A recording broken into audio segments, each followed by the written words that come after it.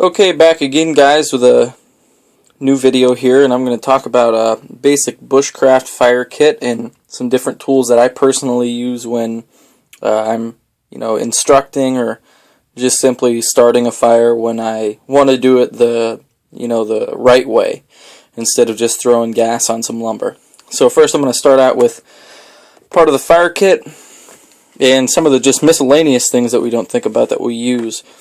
These are my leather gloves. Very, very simple. They're leather gloves. They're thick. They're tough. I can put my hands near and in some cases in a small fire if I need to adjust things around. Don't have to worry about getting cut with these. They're real tough, and as you can see, I've been using these for a long, long time through just personal use, instructing, and everything else.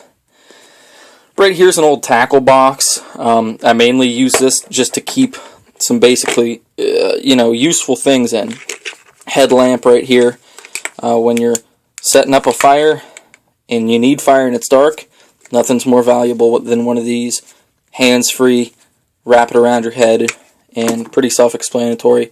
Those run about $10. I keep a backup pocket knife. In my other video, this is actually the Winchester knife. It's extremely sharp, it's tough, and it's simple, although it is only stainless steel, not carbon steel. I like carbon steel because I can start fires if I find a flint rock with it. But this is a nice little tool. The obvious here, lighter. This is a Bic lighter. This one I've been using for quite a while now. I can see that it's running a little low. I'm about 3/4 of the way down. That's pretty obvious. You're going to need a lighter beside this thing right here. This is a ferro rod. I always call it a fire steel. This is a custom one that I put together here. I got some leather on it. Nice little pine handle.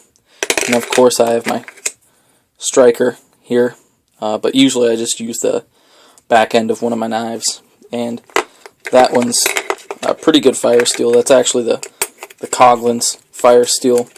Got that on Amazon for probably about, I don't know, $5 or $6, and then I stuck that on the end of it. I usually keep a little bit more cordage in here just for the heck of it, but that's out of there right now because I was just recently revamping my kit. On the other side of the kit, because this is one that has both compartments, in a plastic bag I will keep usually some dryer lint, and then I'll also keep some shavings of birch or pine, and sometimes birch bark. Over here I've got little pieces of cardboard. I've got jute twine in here, and I've also got some pieces here of a couple different types of wood, just in case I do need them, because you never know if you'll actually need dry wood. Majority of the time when you're going to absolutely need fire, it's an emergency situation. It's that 1% of the time, and you don't want to be unprepared the 1% of the time. Therefore, it's best just to have a little bit of dry wood so you can get the rest of that stuff that's wet that might be around you dried out. I'm going to go into a couple knives here, then we're going to revert back to some fire starting stuff with a fire kit, but these are what I would classify as smaller bushcraft knives. Right here we've got the carbon steel Mora clipper, 4-inch blade, 1095 high carbon steel. Over here, and this has the fire kit that I made attached to it. It's my custom Mora number 2. You can see here I put some scales on the back, did a custom patina on there. Iroquois tribe symbol here. That would be for the eagle. And of course I've got the Swedish Light My Fire steel on there. And a backup skinning knife. Also carbon steel. Jute twine wrapped around it. This is probably days upon days of tinder. There's no excuse to not be able to start a fire over a period of 2 days with this setup here. Before I go into these bigger knives right here, you can see the Smith & Wesson, some of my batons, and I've also got my Condor. I'll bring out these. These are bits of fire kit. open that one there. These have some char cloth in them. They've got some different charred woods, things that you won't really have to hit with a whole lot of heat to get going. I spilled this one a little bit. But these are also in small tins. I like to use, a lot of people use the Altoids tins. Those are great. There's no difference between one of those and these ones I have here. These are just from BB's. Nice thing about these is if you need to make a fire, you can make the fire. It's a nice dry storage. Once you clean the inside out, you can boil water in there, or you can cook on it. This is one of the full kits here. Let's see if I can open this one. As you can see, that one pretty heavily used. Apologize for the camera work here. I'm working with one hand. I'll give you a close-up. This one has a little bit of char cloth. It's got some dryer wood, and it's also got jute twine. Now if you put a little bit of dry stuff, say some pine shavings, some birch bark up and around this, and you put this on a wet surface on the ground, and you prop these things up over here, hit this with a fire steel, maybe with your lighter, hit some heat on it, you'll get that fire going, and you can actually then dump it, move the fire, what have you, and then you're good to go. Real dry, good fire. So those are the fire kits, and lastly here I'll move to kind of the bigger fire tools that I use for wood processing.